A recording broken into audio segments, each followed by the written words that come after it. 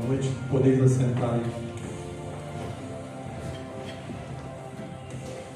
Para mim é um privilégio tão grande estar aqui, porque desde que nós voltamos à academia, em 6 meses acho que eu fiz amigos que parece que eu tinha muitos anos já de amizade, e é muito bom estar ministrando aqui na igreja, de seminário, que na realidade todo poder vem do alto, todo ensinamento vem do alto, a gente só se coloca na brecha para a gente poder ministrar aquilo que a gente vem estudando dentro da palavra de Deus. Então o que a gente vai falar aqui, nem mais nem menos, é a palavra de Deus para dentro da Bíblia, porque se não tiver na Bíblia, nós não utilizamos como ensino, né?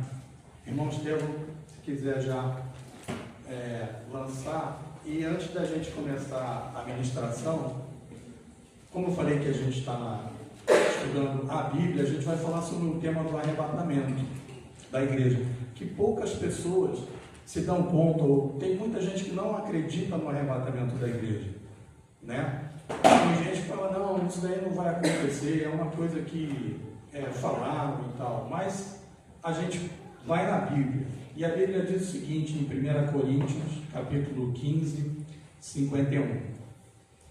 Eis aqui vos digo um mistério. Então é um mistério, não é uma coisa assim tão simples, que é uma coisa que estava oculta para muita gente, principalmente no Antigo Testamento, e cada vez mais ela está sendo revelada, porque nós estamos nos últimos dias, últimos tempos, que depois a gente vai ver através da apresentação. Então, aqui vos digo um mistério. Na verdade, nem todos dormiremos. Esse dormir aqui é o morrer, nem todos morreremos.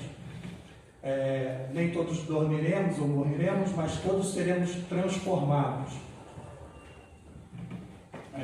Num momento, num abrir e fechar de olhos, ante a última trombeta, um som tremendo, porque a trombeta soará, e os mortos que já morreram ressuscitarão incorruptíveis, com um corpo glorificado, e nós que estamos vivos seremos transformados. É a palavra de Deus, né? É o arrebatamento. A palavra de Deus diz que num piscar de olhos, você pode estar fazendo compras no supermercado, você pode estar dirigindo o seu carro, você pode estar em qualquer lugar que seja, num abrir, piscar de olhos, seremos arrebatados.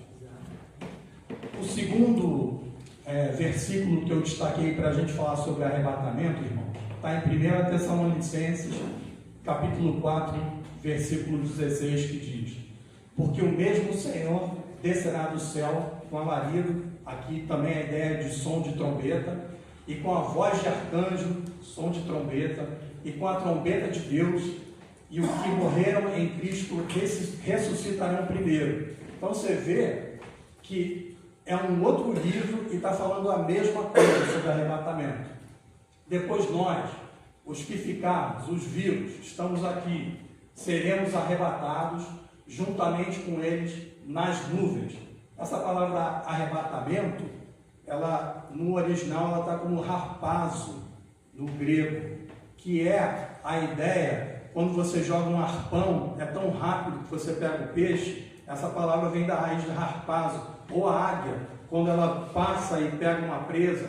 O arrebatamento no original tem essa palavra, que é a harpazo. Muita gente fala, não, a palavra harpazo não, o arrebatamento não está na Bíblia. Está sim, e está no grego.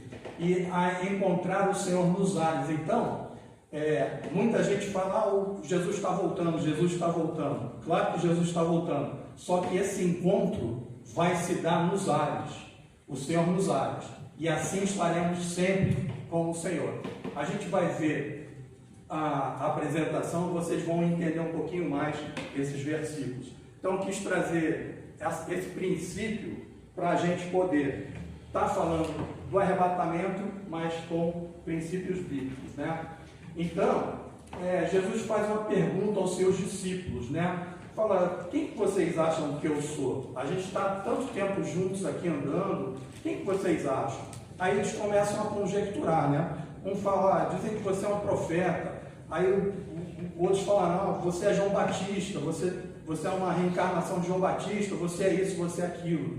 E aí Pedro, cheio do Espírito Santo, fala, o Senhor é Cristo, Filho do Deus vivo. Ele tem uma revelação ali. O Pedro tem uma revelação. Aí Jesus também olha e vê que você não poderia falar isso se do alto não fosse revelado aquilo que foi revelado para você. E aí ele faz uma declaração que é como se fosse o nascimento da igreja. E aí ele fala, e você, Pedro, e ele chama de Petros no original, que é uma pequena pedra. Eu edificarei a minha igreja, e sobre essa pedra grande, que é Jesus, que é a pedra angular, e nenhuma porta do inferno vai prevalecer sobre você. Então, às vezes nós temos receio do inimigo, mas o poder é maior que está conosco. E aí começa nascendo a igreja, porque nessa palavra profética começa todo o agir de Deus que vai se confirmar no dia de Pentecostes, a igreja, né? Então, só para vocês terem ideia, para a gente falar do arrebatamento, como é que começa a história, né? Então, existem sinais que precedem o arrebatamento, sem dúvida, né?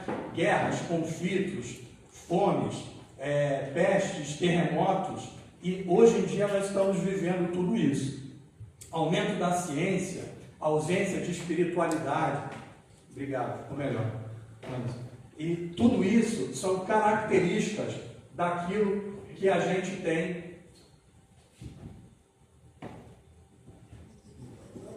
Não sei se... Para frente aqui, ó. Não, para cá. Volta para mim. Aqui, ó. Oi? Não posso. Quer trocar daí? Eu toco. Então, melhor. Obrigado. E aí, ele estava falando exatamente que existe um começo. Jesus estava falando, existe um começo da igreja. E aí Paulo confirma nas cartas paulinas que quando é que vai se dar esse final dessa igreja? Na plenitude dos gentios. Quem são os gentios? Gentios também vem da palavra gente, que somos todos que não somos judeus. Então, quando você não conhece a Cristo, você é um gentio. Quando você conhece a Cristo, você passa a ser um filho de Deus. Então, existem judeus, cristãos e gentios também. Então, dessa forma, quando o último gentio se converter, acontecerá o arrebatamento segundo o propósito de Deus. E aí muitas pessoas falam, mas se aquela pessoa não se converter, não vai acontecer o arrebatamento? Aí Deus não é refém de nada disso. Deus está no controle absolutamente de todas as coisas. Assim que a época da graça terminar, nós estamos vivendo a época da graça, o Senhor voltará a sua atenção para o povo judeu, que é uma outra pregação, uma outra história. Deus tem um plano para a igreja e Deus tem um plano para Israel, que é totalmente diferente um do outro. E aí Romanos 11, 25 confirma, até que se completar a plenitude dos gentios. Se você ler isso lá, você vai ver o contexto desse seguinte. Bom, e aí a gente teve também, irmãos, muitos falsos ensinos durante muitos anos, né? Ao longo do tempo as pessoas começaram a vir com datas sobre o arrebatamento. Aí a gente tem uma notícia, porque o arrebatamento ele não tem uma data. É o único evento dentro da Bíblia que você não sabe nem o dia nem a hora. Você pode conjecturar tempos, mas você não sabe exatamente de onde vem. E aí, muitos tentaram fazer previsões dentro do Adventismo, né, na pessoa da senhora Ellen White. Ela previu que em 1834 tudo isso ia acontecer, que a igreja ia ser arrebatada. Não aconteceu nada. Depois, o Russell, através das Testemunhas de Jeová, ele disse que em 1918 ia acontecer tudo aquilo lá. Primeira Guerra Mundial começou a se formar, teve muitos problemas ali, não aconteceu nada também. Então, a Bíblia, assim como o dilúvio, tem uma comparação, porque o dilúvio e o arrebatamento era um tempo onde as pessoas não sabiam quando ia acontecer. E aí Noé pregava, e as pessoas falavam, esse cara é maluco. Mas veio o dilúvio e aconteceu. E se você for para a Turquia, existem resquícios da arca ali no monte e existem comprovações científicas de que tudo isso aconteceu, todo esse dilúvio aconteceu, mas ninguém acreditou nisso, assim como muitos não acreditam no arrebatamento da igreja. Então, você pode encontrar na Bíblia a primeira vinda de Jesus, você está em Daniel, e a segunda vinda de Jesus está em Daniel também. Eu posso depois passar os versículos para vocês, mas o arrebatamento não está descrito. Bom, quando é que acontecerá o arrebatamento, né? Assim também como se inicia em Pentecostes a igreja, de repente, acaba também o tempo da graça no arrebatamento. Então veio na plenitude do tempo em Pentecostes, começa a igreja a ser formada em Atos, você encontra lá, e o arrebatamento é de repente, na mesma situação. A era da igreja vai acabar num abrir e piscar de olhos. Mas esse assunto, ele não encerra a questão da salvação. Poxa, mas será que a gente pode ser salvo depois do arrebatamento da igreja? Sim, porque salvação é até a última página do Apocalipse e pessoas ali dentro ainda vão salvar. Do arrebatamento à tribulação existe um intervalo de tempo. Esse intervalo pode ser de dias, meses ou anos. A Bíblia não é clara nesse assunto, né? Então, o que a Bíblia não diz, a gente também não diz. Muitos serão conduzidos à fé durante o intervalo. Que intervalo? A igreja subiu e as pessoas falaram, caramba, todo mundo estava falando sobre arrebatamento e realmente aconteceu esse negócio. E aí vamos pegar a Bíblia agora e vamos começar a ler sério, porque ninguém estava brincando aí. Bom, por que o arrebatamento está muito ligado ao dilúvio também? Assim como o dilúvio veio, o arrebatamento vai vir na mesma proporção, de repente. Existe um paralelo e existem coisas interessantes, né? Na época do dilúvio, Jesus é que fala, comiam, bebiam, casavam-se, davam-se em casamentos, né? Então, e de repente, a gente vê o quê? Uma ausência de espiritualidade, tanto na época de Noé, como hoje em dia. Se você olhar o mundo aí do jeito que está, é um negócio impressionante, né? Em coisas que você não acredita quando você vê nas reportagens. Então a gente tem esse paralelo, porque Jesus compara os dois tempos, os dois eventos. Em Mateus 24, 36, ele fala do dilúvio, comparando com o arrebatamento. Bom, a gente tem exemplos na Bíblia do arrebatamento acontecer? Sim.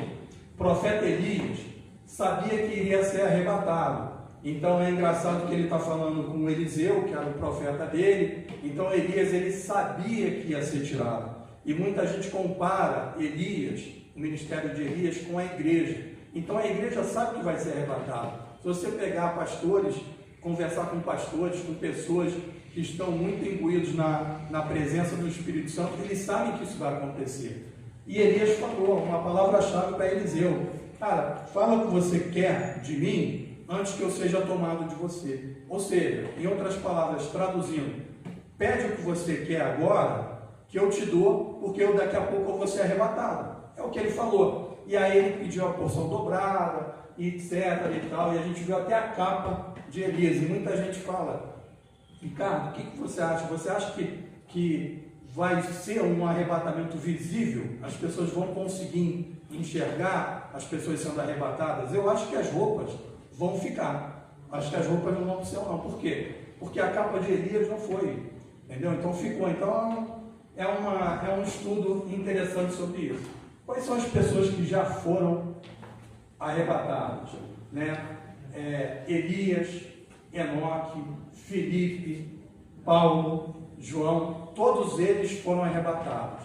Se Deus usou o arrebatamento para todos essas pessoas, por que não agiria assim com a igreja? Então é só um exemplo de que se aconteceu antes, pode muito bem acontecer. E mais, mesmo se não acontecesse antes, Deus pode fazer acontecer a qualquer momento.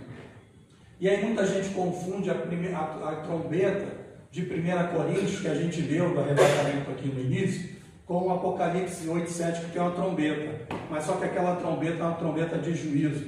Ela é completamente diferente da trombeta do arrebatamento.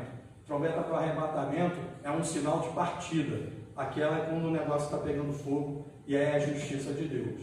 Então, o arrebatamento é o fim do noivado e início das bodas do Cordeiro. Quem é que vai para lá?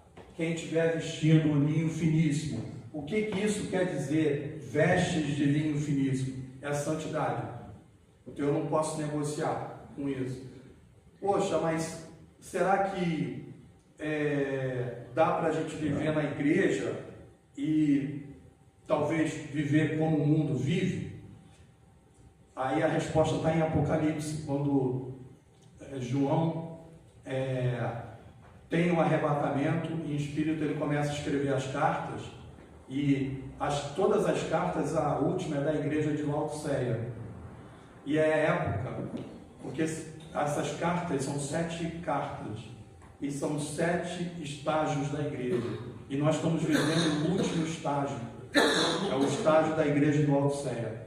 E aí Deus fala assim: você não é nem quente e você não é nem frio. Quem dera que você fosse quente ou se você fosse totalmente frio. Mas como você não é nem quente nem frio, você é morno, eu estou a ponto de vomitar você. Por quê? Porque as pessoas estão misturando o santo do profano. Tem coisa que não se mistura. Homem é homem, mulher é mulher. Tem coisas que você não pode misturar e não pode brincar. E o mundo está brincando. E está brincando. Bom, e a Esther é uma rainha, né? Muito bacana esse livro de Esther, que tipifica a igreja, como se fosse o arrebatamento. Então, como o noivo que se adorna de turbante, a igreja está sendo preparada, a noiva está sendo preparada. Então, nós estamos sendo preparados para o arrebatamento da igreja. Como? Cuidados físicos, psicológicos. Você precisa cuidar do seu corpo, você precisa cuidar da sua alma, do espírito, porque nós somos um ser tricotômicos. Nós somos corpo, alma e espírito. Então a gente tem que cuidar de tudo isso, né? Cuidar exatamente obedecendo tudo aquilo que a palavra diz. E a Vasti, que é o símbolo da rebelião, ela é uma rainha anterior a Esther. Então a Esther substitui Vasti e ela jejuou, correu riscos, fez tudo que a igreja tem que fazer também. Bom, tem um slide aqui falando do casamento judaico, mas o que isso tem a ver com a igreja? Você disse que judeu é judeu e cristão é cristão. Realmente, são 2 projetos distintos. Porém, o casamento judaico tipifica muito o arrebatamento da igreja. Então, como é que é o casamento judaico, para quem não conhece? Na época de Jesus, principalmente, era muito mais validado isso. Então, o contrato matrimonial, quem comprava o dote pagava um alto preço, era um dinheiro muito grande. E Jesus pagou com o próprio sangue esse dote para a igreja.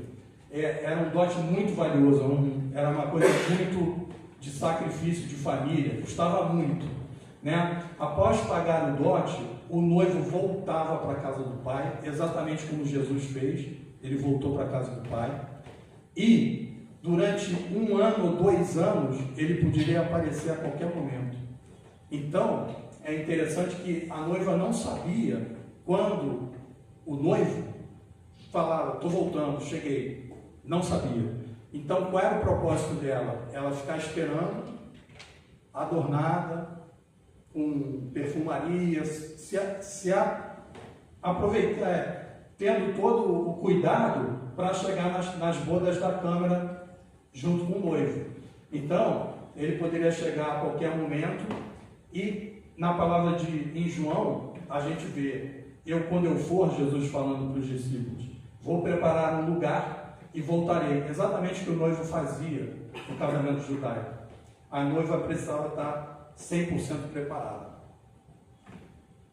Bom, aí a gente vai também na parábola das 10 virgens, que é uma coisa muito interessante, né? A noiva, como eu disse, tem que estar preparada e com a candeia acesa.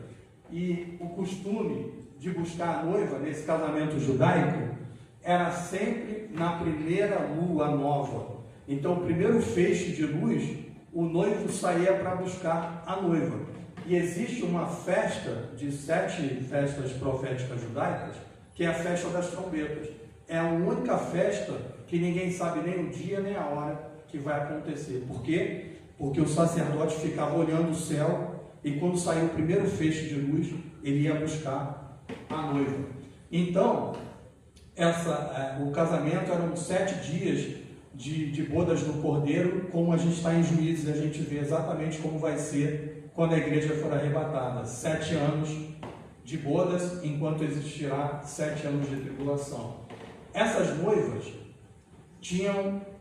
eram noivas, todas eram noivas, elas tinham isso em comum, mas algumas tinham azeite e outras não tinham azeite. Então o azeite na Bíblia é o Espírito Santo. E todas essas noivas que não foram, de repente elas queriam comprar o azeite. Elas precisavam comprar o azeite para ir. Mas a palavra foi o seguinte: o azeite não está à venda, porque o azeite, que é o Espírito Santo, não está à venda. Você não pode comprar isso. Você pode receber do Pai o Espírito Santo quando você entrega a sua vida para Jesus. Aí você recebe de graça, mas não tem como comprar, né? Isso. E essa festa das trombetas, que tipifica o arrebatamento, ninguém sabe nem o dia nem a hora, porque é o primeiro feixe de luz, né? Então, em Números, você encontra também 2 trombetas, tipificando judeus e gentios. 2 trombetas de prata, né? E a última trombeta de Coríntios que a gente leu se refere a um tipo de convocação. É a única festa que ninguém sabe nem o dia nem a hora. No calendário judaico, é o 7º mês de Tisrei, que corresponde mais ou menos a setembro e outubro. Então, todo ano acontece a festa do arrebatamento. O dia do arrebatamento, ninguém sabe se vai ser em setembro ou outubro. A gente pode saber mais ou menos, mas o primeiro feixe de luz não tem como saber. Então, muitos estudiosos, assim eu acredito, que o arrebatamento vai se dar numa festa das trombetas. Eu acredito, porque existem 7 festas proféticas, né, com os ázimos, o nascimento de Cristo, todos eles tinham coisas, o arrebatamento, o derramar do Espírito Santo no dia de Pentecostes. Todas as festas tinham algo muito importante. A gente vai ver também as festas agora. E um dia eu estava, só para conjecturar que eu estava em viagem nos Estados Unidos há uns anos atrás e de repente estava no toalete, estava num restaurante, ele estava no toalete e aí eu ouvi um som de trombeta muito forte, uma trombeta. Eu falei, eu fui, Senhor, estou sendo arrebatado. Eu tive essa sensação. Aí eu estava sozinho ali, né? Aí eu saí e falei, cara, deixa eu ver aqui. Ou fiquei. Aí estava todo mundo no restaurante normal, ninguém ouviu nada. Aí eu falei para minha esposa, você ouviu uma trombeta? Não. E eu acho que o Senhor, ele deu uma revelação, um som muito estridente, é um negócio muito impactante, cara. Eu ouvi, eu posso falar que eu ouvi isso, eu tive uma experiência do som da trombeta, uma coisa interessante. Mas muita gente está falando que o arrebatamento vai ser secreto, que ninguém vai ver. Então isso é uma outra falácia, uma outra mentira. Todo mundo vai ver o arrebatamento. Por quê? Porque vai ter um caos que as pessoas vão desaparecer dentro do carro, dentro do avião, dentro do trem, do navio. Pessoas que dirigem a civilização vão desaparecer. Na Panamérica, uma companhia aérea que não existe mais, ela entrou em concordata em 1980, uma companhia americana muito conhecida. O dono da Panamérica era cristão, então quem pilotava o avião sempre era um crente e um ateu, uma pessoa que não acreditava. Por quê? Ele sabia que poderia acontecer isso, ele não queria que o avião dele caísse. Então o copiloto, na maioria das vezes, segurava. Então são fatos que que isso existe mesmo, porque vai ter uma confusão danada. E aí as pessoas falam assim, o arrebatamento começou a se falar agora. Aí eu fui pesquisar os estudos, tinha um cristão chamado Efraim, o apelido dele era Osírio, no ano de 373 depois de Cristo, é a igreja primitiva aqui. Ele falava do arrebatamento. E muita gente falando, como Darwin, que o arrebatamento é secreto, que ninguém vai ver. Isso é uma falácia, todo mundo vai ver. Por quê? 2 estarão numa cama e um vai ser tomado. Mas por que vai acontecer isso? Porque às vezes a sua mulher não está tão firme quanto você, ou você não está tão firme como a sua mulher. E ali, para ser arrebatado, tem que estar em ordem com Deus, né? Senão vai ficar mesmo, é o que a palavra diz. E aí eu estudando também o livro do Apocalipse, uma coisa me chamou a atenção, que em Apocalipse 6,6 diz o seguinte: não danifiqueis o azeite nem o vinho. Por que Deus manda preservar o azeite e o vinho? O meu irmão, que ele é do Rio de Janeiro, ele não conhece a Bíblia, ele não é convertido, ele não conhece nada. Se eu falar para ele azeite e vinho, ele vai falar para mim o seguinte: olha, o azeite eu coloco na salada e o vinho eu tomo todo dia. Porque o cristão, ele tem uma percepção diferente do azeite e vinho. O azeite para nós é o Espírito Santo e o vinho é o sangue de Cristo. Então, por que Deus, no momento do início do Apocalipse, em Apocalipse 6,6, começa o caos e não mexe nesses 2 elementos? Aí eu tive uma revelação. Por quê? Porque Deus estaria falando para as pessoas da igreja, para cristãos, não é para gente do mundo não. É para a gente, para os cristãos que não acreditaram no arrebatamento.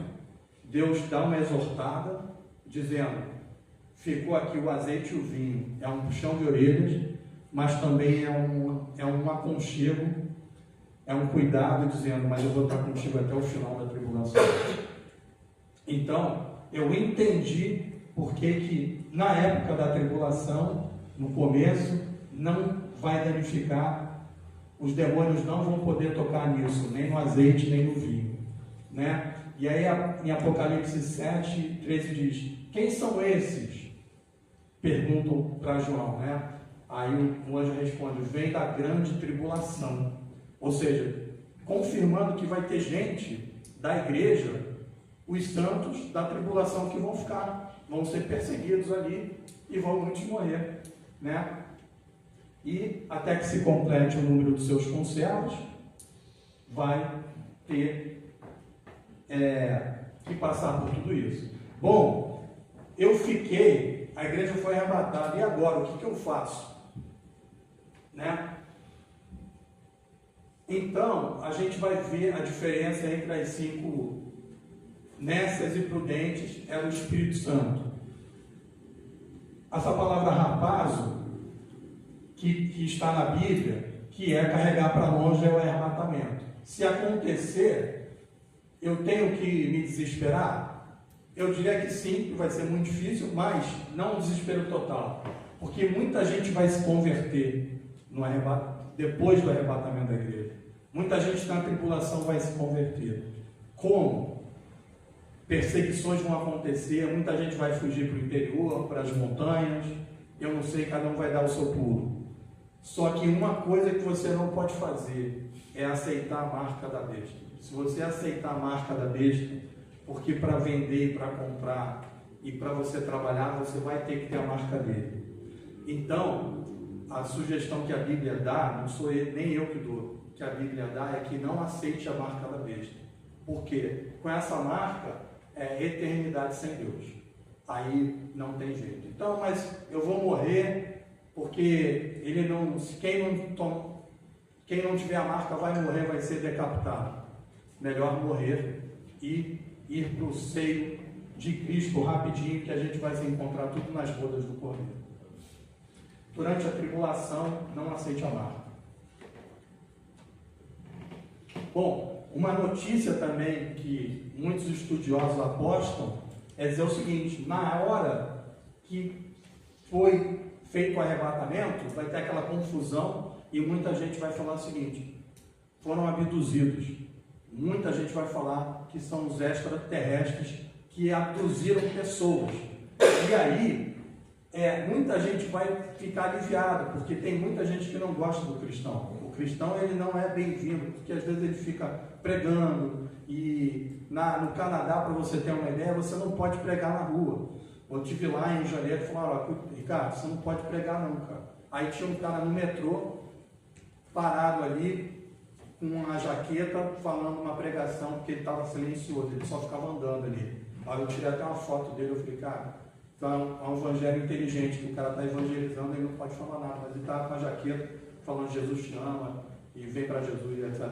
Então, a perseguição vai começar, daqui a pouco, e ela já está começando em alguns países, né? Então, muita gente vai ter um caos, um colapso, e muita gente vai dizer que são extraterrestres aí. Então, a grande tribulação é dividida em duas partes: 3 anos e meio de relativamente paz e 3 anos e meio de muito juízo. Então, eles tipificam o ministério de João Batista e de Jesus, que foram 3 anos e meio de poder e 3 anos e meio de muito poder.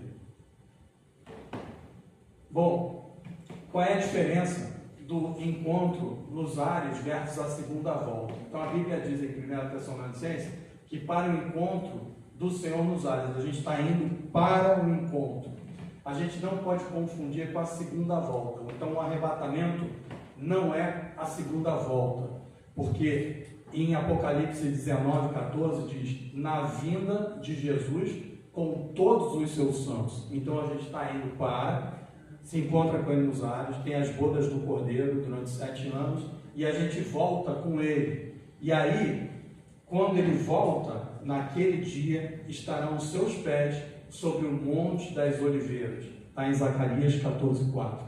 Essa é a segunda volta de Jesus, quando ele volta e coloca os 2 pés no Monte das Oliveiras, que aí vai começar o Armagedon, a batalha do Armagedon. Mas, só para voltar um pouquinho, quando a gente é arrebatado, ele não volta aqui para a terra, ele só tem a volta na segunda volta mesmo. Então a gente tem um encontro e depois a gente volta. Bom, as 70 semanas de Daniel, né? 70 semanas de Daniel são divididas em 3 partes: 7 semanas, 62 semanas e 1 semana. Então, a primeira parte é 49 anos, que já se cumpriram, 62 semanas que já se cumpriram na Bíblia, e tem 1 semana de anos, que ela no original, no hebraico, está como Shavua, que são referentes a 7 anos. Então, essa última semana não se cumpriu. Não se cumpriu. Então, é a semana da tribulação. Mas por que você acha que essa tribulação não tem nada a ver com a igreja? Hein, Anderson? Por que a gente não vai passar pela tribulação? Né? Porque esses 7 anos está direcionado ao povo judeu, porque a palavra diz: sobre o teu povo e sobre a tua santa cidade. Daniel 9:24. Então, essa palavra de 70 semanas de Daniel, onde a tribulação está junto, ela está proferida para o povo de Israel e na cidade de Jerusalém. Então, se você é judeu, não aceitou a Cristo e mora em Jerusalém, tem uma notícia: essa primeira semana é para você, para a tribulação. O que você precisa fazer, o judeu? Aceitar o Messias, porque eles não reconhecem o Messias, eles esperam o Messias até hoje, vão aceitar o anticristo, achando que é o Messias. E aí, na metade dos 7 anos, eles vão reconhecer que cometeram um erro, e aí vão fugir. E aí, alguns vão ser salvos, outros não. Né? Os judeus não aceitaram Jesus ainda. Bom, qual é o propósito da tribulação? Será que Deus é mau? Não. Deus é juízo e justiça. A tribulação, que é a 70ª semana, aquela de Daniel que a gente falou agora, ela se faz necessária na terra. Por quê? Porque ela precisa remover o sistema que existe hoje. Lembra de Adão, quando ele, em Gênesis, ele peca? Começa um sistema de morte, de assassinato, de derramamento de sangue. Então, esse sistema é onde figura o príncipe das trevas, que é Satanás. O sistema está nas mãos do diabo. Jeremias diz o seguinte, que você precisa comprar de volta. Então, o que Jesus vai fazer em Apocalipse? É comprar a terra de volta. Por isso que a tribulação é necessária. A tribulação precisa limpar todo o povo rebelde, todo aquele que não aceita Deus e o sistema de Satanás. Então, o Apocalipse, está na palavra também, a gente vai ver. Amanhã eu convido você também, uma apresentação do Apocalipse, né? Então, uma coisa curiosa aqui no livro de Apocalipse, a palavra igreja, ela se encontra 19 vezes até o capítulo 3. Capítulo 1 se encontra, capítulo 2 se encontra, capítulo 3 se encontra. Depois acontece o arrebatamento da igreja. Você só vai encontrar no último capítulo do Apocalipse. Por que você não encontra no 6, no 7, no 8, no 10, no 15? Porque a igreja não está aqui. No 19 você volta a ver a igreja, mas ela não é noiva, ela já virou esposa. Né? Apocalipse 13 fala dos que habitam no céu, em João 14 diz que foram feitas muitas moradas, pessoas habitam em moradas, logo a igreja vai estar morando no céu. Pode passar, irmão. E o que eu aprendo com o arrebatamento? Né? Os mortos não estão mortos em Cristo, eles vão ser arrebatados primeiro do que eles vão ser transformados primeiro do que arrebatamento. O Senhor vai nos receber pessoalmente nos ares. Na tribulação, 2/3 dos judeus vão ser mortos. Tudo está na palavra de Deus. Por que a última trombeta? Porque ela encerra a época da graça. Quando toca na congregação, significa a partida. 2 trombetas, judeus e gentios. Bom, o Espírito Santo restringe a sua chegada. O anticristo, ele não pode entrar enquanto a igreja estiver aqui, porque o Espírito Santo protege a igreja, porque o Espírito Santo vive em mim, vive em você. Então, enquanto nós estivermos aqui, ele não pode entrar. Então, isso está na palavra de Deus. 2 Tessalonicenses, capítulo 2, versículo 7, diz o seguinte, que tem uma pessoa que restringe o anticristo. Quem é? A pessoa do Espírito Santo. Então, enquanto a igreja estiver aqui, ele não pode aparecer. Você crê que ele já está aí no mundo? Com certeza. Pelo tempo que nós estamos vivendo, e no sábado a gente vai conjecturar algumas pessoas que a gente pode apontar como tal. Bom, existe o pré-tribulacionismo, que é a igreja sendo arrebatada antes da tribulação. A gente vai falar amanhã com mais calma, né? Então, tem muita gente que crê nisso, no pré-tribulacionismo.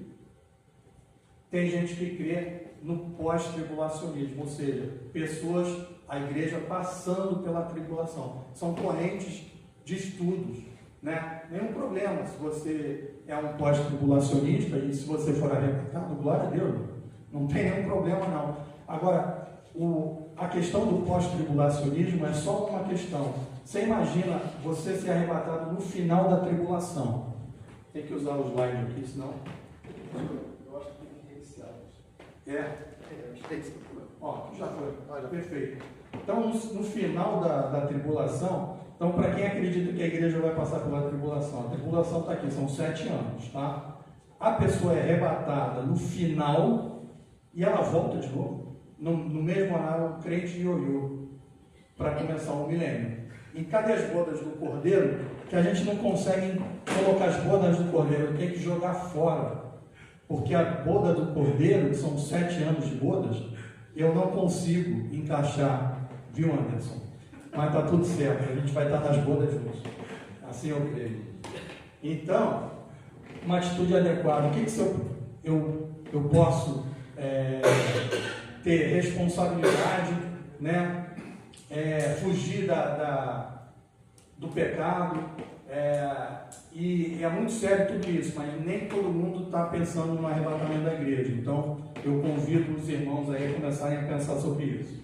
Não sou eu que inventei, está na Bíblia, então é uma coisa que está lá. As bodas do Cordeiro são 7 anos, está na Bíblia também, é uma semana de anos, enquanto os 7 anos de tribulação acontecem aqui, a igreja vai estar lá fazendo as bodas do Cordeiro. A conclusão, né? O arrebatamento é um ato de transladar ou transportar pessoas, no caso a igreja, né, para as bodas do Cordeiro junto com Cristo, e depois a gente volta para viver o milênio, né? Entenda que a gente está num momento de preparação para sermos arrebatados aí, e a qualquer momento a gente pode ser arrebatado. Ninguém sabe o dia nem a hora, mas a gente vê os sinais que estão acontecendo aí. Acho que terminou, né, Estela? É isso aí. Coloca o outro, né? Não sei, querem dar uma pausa? Pode ir direto? Pode ir direto.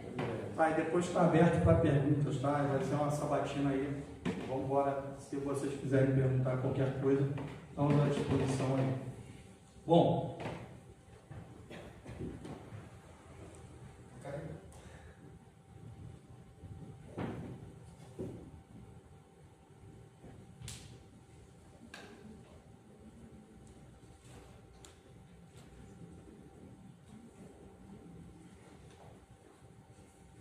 Vamos falar um pouquinho de cronologia cristã. Existe um estudo na Bíblia que é a cronologia cristã, né? Então, se você pegar em Gênesis, você consegue ver em Gênesis, Salmos e 2 Pedro, porque Deus ele sempre trata um dia como um ano e 1000 anos como um dia.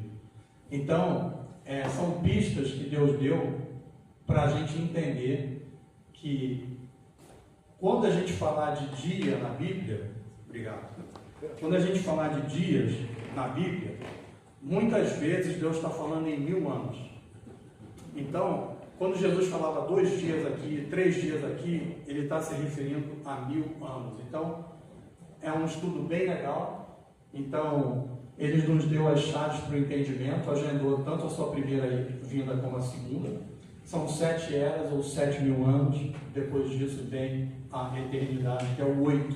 O 8 na matemática é o infinito, é como um carrinho de autorama, não tem fim, é a eternidade com Deus ou Nova Jerusalém. Bom, para o início da cronologia, tudo começa a ser contado com a queda, que até então tudo era atemporal, né? Tudo era o kairós de Deus, não tinha tempo, né? Não tinha semana, não tinha dia, não tinha nada. Mas aconteceu um problema em Gênesis, né? Adão e Eva, eles desobedecem, e aí a palavra diz que porque no dia em que dela comer, dia marcando cronologicamente uma situação, você certamente morrerá. A gente sabe que Adão viveu até 930 anos, então ele não morreu naquele dia. Ele morreu sim, espiritualmente falando. Ele teve uma separação, porque Deus tinha uma comunhão com ele no final do dia, diariamente, e ele perde essa comunhão por uma escolha dele própria. E aí, esse estudo da cronologia diz: no primeiro dia foi feita a luz, segundo os céus, depois as plantas, o sol, luz, estrelas, animais, homem, e no 7º dia ele descansou. Então, é a semana da criação. Mas entenda que para cada dia, como a gente viu no começo da apresentação, considera um dia como 1000 anos, a gente está exatamente aqui, entre o 6º e o 7º dia da criação. A gente está quase no milênio, vivendo o milênio. A gente está no último degrau aqui. Ops. Sorry. Bom, aí tem um cara no inglês, eu estava estudando esse negócio da cronologia cristã, eu falei, nossa, incrível, tá? Deus está falando muito forte. E aí, um inglês em Oxford, um cara que era um ateu, ele é matemático, o nome dele é Derek Walker, ele estudou isso, e aí começou a lançar livro, ele se converteu, e aí eu escrevi para ele, falei, cara, você tá fazendo livros aí, cara, que eu tô na mesma batida que você, cara, eu tô vendo, e a gente começou e o cara é super conhecido ali na Inglaterra, e a gente trocou vários e-mails. Então, o estudo dele, ele lançou livros sobre isso. Então, o estudo dele diz o seguinte: o primeiro dia é um dia que Deus fez a luz, e aí no estudo dele o homem caiu. O segundo dia é Deus fez a separação entre ar e águas, aí é o dilúvio. ele vê o estudo como dilúvio, que é exatamente no tempo que aconteceu isso. Terceiro dia, vegetação e terra. E aí ele diz que é exatamente como Êxodos na Bíblia, que é a conquista da terra prometida. Quarto dia, lua, sol, estrelas, o firmamento. É exatamente o nascimento de Jesus. Quinto dia, criaturas marítimas. E aí ele vê e os pássaros como a pomba e o nascimento da igreja de Pentecostes. Sexto dia, animais e terra e a humanidade que foi criada. Aí é o retorno de Jesus. E o sétimo dia, que é quando Deus descansa, é o milênio. Eu achei incrível a história dele, e aí eu fiz uma separação aqui. E aí fui para a história, fui para a história estudar, né, o estudo dos tempos. E na arqueologia eu descobri uma coisa interessante. De Adão até Abraão são 2000 anos, que é a era dos gentios. De Abraão até Jesus são 2000 anos. Não sou eu que estou falando, é a arqueologia que está falando isso, tá? 4000 anos. De Cristo até a era da nossa igreja, a era da igreja, 2000 anos. Então, a gente está no sexto dia, 2000 anos, 4000 anos, 6000 anos. Nós estamos no sexto dia da criação, ou 6000 anos. E temos mais um dia, que é o sétimo dia, que é o dia de descanso, que é o sabático. Após o milênio, é o oitavo dia, um novo céu, uma nova terra.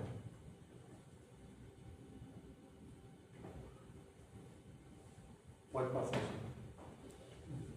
Que eu não... Aí. Então, esse primeiro dia, 1000 anos, e a gente começa aí na Bíblia, ver Deus falando, depois de 2 dias nos dará vida, e ao terceiro dia nos ressuscitará, e viveremos diante dele, milênio, Oséias 6:2. Depois de 2 dias, do quinto ao sexto, que é depois do nascimento de Jesus, ele ascende aos céus no 4º dia, e depois de 2 dias, 2000 anos, dará vida no terceiro dia, milênio. Quando soube que Lázaro estava doente, se demorou 2 dias. Por que Jesus demora 2 dias? Porque ele estava tipificando os 2 dias de demora para que Lázaro ressuscitasse no terceiro dia. E Marta responde: eu sei que ele há de ressurgir no último dia, exatamente no milênio. Curiosidades do 6º dia. João 24, Marta respondeu: eu sei que ele há de ressurgir na ressurreição do último dia. Final do 6º dia será a ressurreição dos santos. A própria palavra que falei, essa julgará no último dia. Estamos entre o 6º e o 7º dia da criação. As 7 festas que eu falei é a Páscoa, pães ázimos, primícias, Pentecostes, trombetas, expiação e tabernáculo. Páscoa, morte de Jesus, já se cumpriu. Pães ázimos, pureza de Cristo, sem fermento, já se cumpriu. Primícias, os primeiros frutos, já se cumpriu com a ressurreição de Jesus. Pentecostes, já se cumpriu em Atos.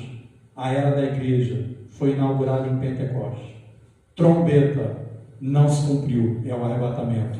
Expiação, a tribulação, não se cumpriu. Tabernáculo, milênio, não se cumpriu. 4 festas proféticas já se cumpriram. 3 festas proféticas não se cumpriram. Ops, foi mal aqui, esse aparelho aqui, ó. É uma bênção, viu? Mas eu tenho que... Essas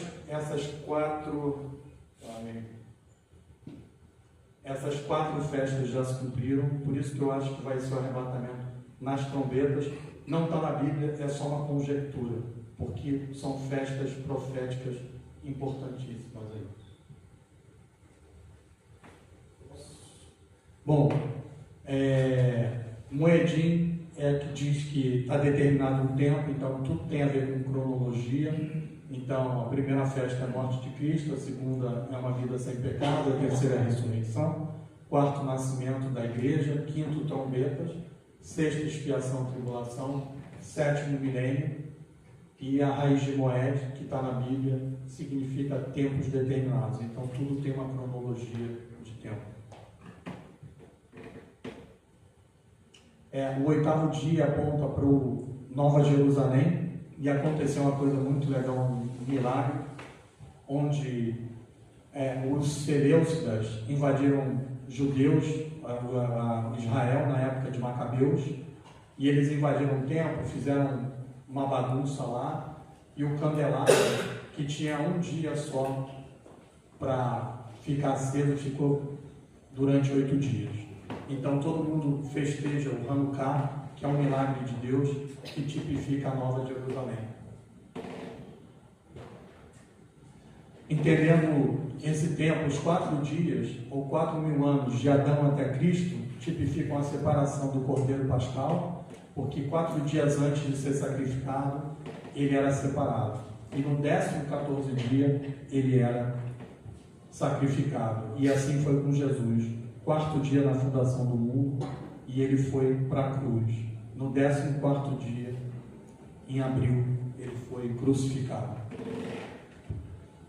O 7º dia é o milênio, onde o diabo vai estar preso, a gente vai poder estar livre do pecado, entre aspas, só quem tiver o corpo glorificado, porque tem muita gente que vai nascer no milênio através de ter sobrevivido à tribulação, e algumas pessoas vão ter corpo glorificado, aqueles que foram arrebatados vão ter corpo glorificado, e os que tiverem corpo natural podem pecar.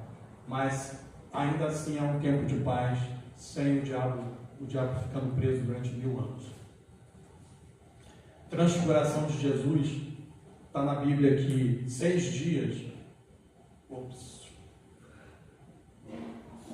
6 dias, ele tomou consigo Pedro, Tiago e João, e levou em particular num alto monte. Aí ele falou: eu farei aqui 3 tendas para a gente ficar aqui. 6 dias equivalem a 6.000 anos, próximo do milênio. 3 tendas ou 3 dias equivalem à chegada do milênio. E a transfiguração é o corpo glorificado que eles viram. Então, muitas passagens que a gente lê na Bíblia, eles têm um duplo sentido, que é a palavra em si e também falando o que vai acontecer dentro de uma cronologia cristã.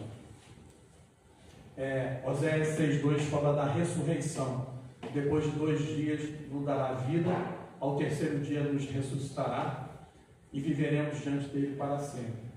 João 2,20, os judeus não entenderam que ele se referia à ressurreição ao terceiro dia do seu corpo. Então, representando também aqui a ressurreição no terceiro dia. Então, Oséias fala exatamente da ressurreição dos mortos que viveram em Cristo ali. A Rainha Esther também, no capítulo 5, fala que ela no terceiro dia, tipificando o milênio, ela se pôs em frente ao Palácio Real, a igreja foi admitida pelo rei, assim como ela correu riscos, mas o rei estendeu o cetro para ela no terceiro dia, como se fosse tipificando o milênio. 2 dias de preparação para a santificação, em Êxodo 19:10, Deus fala a Moisés: vá ao povo, santifique-se hoje e amanhã, 2 dias, e lavem eles as suas roupas para o terceiro dia, milênio. Cura de Ezequias, terceiro dia, subiu à casa de Deus. Então Jesus demora 2 dias para ressuscitar Lázaro, Jesus ressuscitou o terceiro dia, tipificando o milênio. Então a gente tem 2 dias de Jesus se subindo aos céus até a volta dele. A gente tem 2 dias para a santificação. E Em Samaria também, indo pois ter com eles os samaritanos, rogaram que ficassem com eles 2 dias, e o Espírito Santo tem essa essência de ficar conosco esses 2 dias, enquanto Jesus subiu, e depois partiu dali, é o arrebatamento. O samaritano tipifica a igreja, gentios e não judeus. O propósito da era da igreja é colher almas. João 2 é Jesus transformado em vinho, também no 3º dia fizeram bodas de Canaã. Ao 3º dia a igreja com Jesus comemora o milênio. A festa de casamento é uma purificação. Ali 6 talhas significam 6.000 anos para a purificação, 6 talhas de pedra a 6 dias, ou 6.000 anos, 6 dias, a humanidade para a purificação. Jesus chorou em Lucas 19 porque quando ele foi para lá, eles não entenderam o tempo da visitação do Messias. Pegaram em pedra os religiosos, não entenderam os milagres, as curas, e aí quiseram matar Jesus. Por isso que a tribulação é necessária para que os judeus se arrependam e aceitem ao Messias, porque eles não reconheceram o tempo da sua visitação. Lucas 13 também diz da estrutura do templo, que vão e digam a essa raposa que hoje, amanhã, 2 dias, expulsa os demônios, é o tempo que a gente está vivendo. Cura o doente, termina ao 3º dia. Importa hoje, amanhã e no dia seguinte sobre a imortalidade. Então, todos esses versículos, não sei se o pessoal está entendendo, mas cada dia 1000 anos para dar uma cronologia dos tempos que a gente está vivendo. Então, se você lê o versículo, você vai ler o versículo. Mas se você olhar com os olhos da fé, tem uma mensagem dizendo dos tempos da cronologia, onde nós estamos no calendário de Cristo. Deus avisa sobre o juízo, Deus faz uma pergunta em Gênesis a Abraão.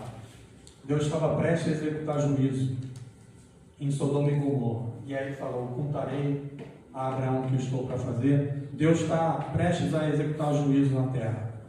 E ele não esconde isso da igreja, ele não esconde isso do seu povo. A diferença de Sofonias para Gênesis é que existe uma construção e uma desconstrução do juízo de Deus. Certamente o Senhor Deus não fará coisa alguma sem ter revelado o segredo aos seus servos, os profetas. Então tudo isso que vai acontecer, infelizmente, Deus não se agrada, mas é necessário que aconteça. Isaías 61:2 versus Lucas quando Jesus entrou na sinagoga para pregar, ele disse: o ano aceitável do Senhor. E aí ele não menciona o dia da vingança do nosso Deus, porque ele estava lendo Isaías. Ele fechou a Bíblia, quer dizer, o pergaminho. Por que ele não falou nada? Porque nessa primeira vinda era o ano aceitável do Senhor. A segunda vinda dele será um grande juízo. Aí sim vem a vingança do nosso Deus. Então tudo está na Bíblia para a gente estudar e analisar. Por que Jesus parou no ano aceitável do Senhor e não mencionou o dia da vingança do nosso Deus? Porque na primeira vinda dele, ele era manso e humilde de coração, e na segunda ele é um justo juiz. Aí a coincidência ou profecia, aí a gente tem que decidir, se a gente acha isso, se é coincidência ou não, está tudo na palavra de Deus.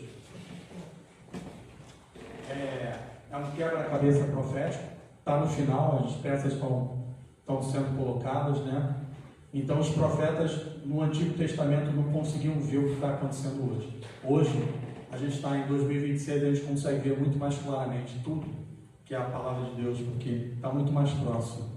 Então a gente consegue enxergar o que os profetas do Antigo Testamento não enxergaram. É isso aí. Então, gente, obrigado pela sua atenção. Espero não ter sido muito didático, assim, cansado, mas esse estudo é um estudo que tem sido ministrado em algumas igrejas para a gente poder falar um pouquinho do arrebatamento, do tempo que a gente está vivendo. Então, a minha dica, digamos, para um tempo tão difícil que a gente está vivendo, fora da igreja, no mundo, que a gente não é alienado ao mundo, a gente tem que viver com pessoas, a gente tem que ir para a escola, a gente tem que fazer tudo, mas a percepção que eu tenho, com a minha experiência, né, de 62 anos, eu vejo que a gente não tem assim muito mais tempo aqui, porque a gente vai para as bodas do Cordeiro e a gente vai voltar para viver o milênio aqui na Terra. Não é que a gente vai viver no céu, não. A gente vai fazer as bodas do Cordeiro, Deus vai ter que fazer o que tem que fazer aqui e a gente vai voltar para o milênio. E aí são 1000 anos aqui. Aí depois tem a Nova Jerusalém que desce ataviada do céu. Então, meu convite é para você, se você não conhece Jesus, que se ninguém nunca apresentou Jesus para você, esse é o momento. Esse é o momento de você agarrar com Ele, porque aqui a gente não está falando de religiosidade ou de religião.